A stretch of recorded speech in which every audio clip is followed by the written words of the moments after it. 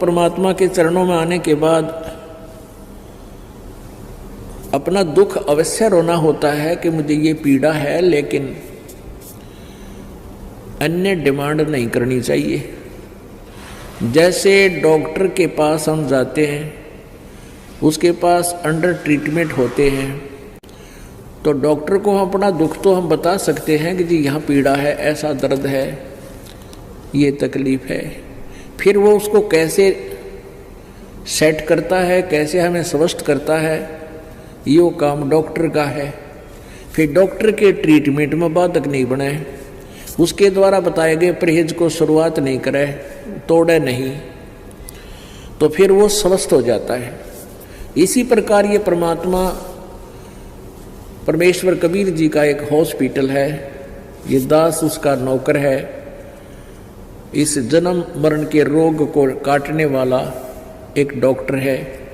दवाई परमात्मा ने बता रखी है, औषधि मेरे को दे रखी है, ट्रीटमेंट विधि बता रखी है। तो यहाँ जो भी आपके साथ हो रहा है, घर पे या यहाँ पर, आपको ये नहीं सोचना चाहिए कि ऐसा क्यों हो गया, ऐसा नहीं हो गया। इसके दो कारण हो सकते हैं। यदि आपको कष्ट रहा है तो गॉड गिवन है, इतना कष्ट चाहिए हमारे को ताकि भगवान की भूल ना पड़े।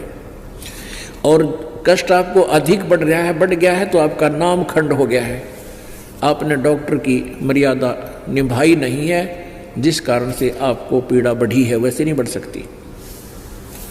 औषधि ठीक से यूज नहीं की या कोई परहेज तोड़ दिया।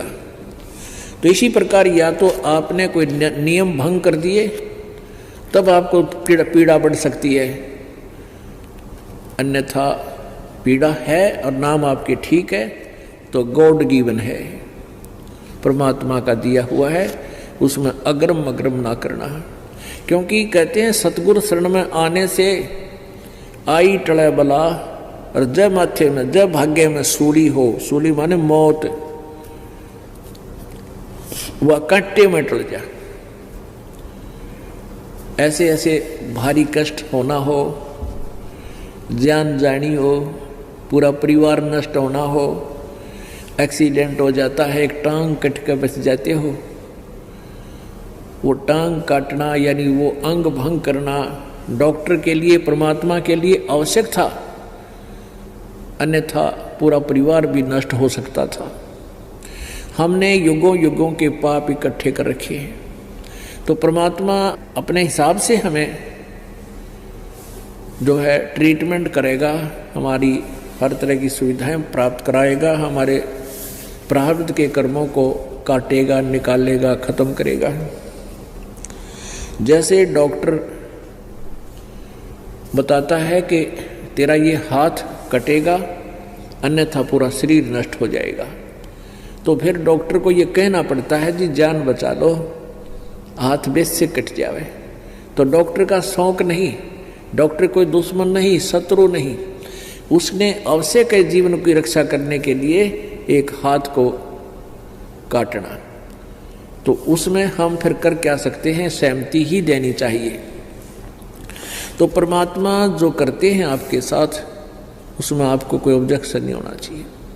हाँ, इतना ध्यान अवश्य रखें कि नाम ना खंड हो गया हो।